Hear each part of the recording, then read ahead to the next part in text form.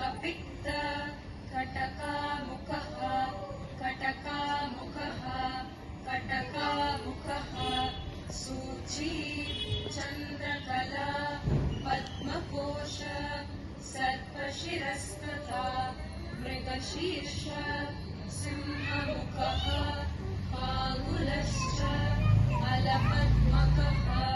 चतुरो भ्रमरश्चैव हंसास्यो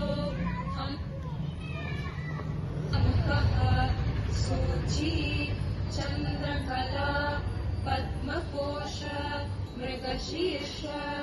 सिंहमुखः फाङ्गुलश्च अलपद्मकः चतुरो भ्रमरश्चैव हंसास्यो हंसपक्षकः सन्दंशो मुकुलश्चैव ताम्रचूड त्रिशूलकः इति असंयुतहस्तानाम् 28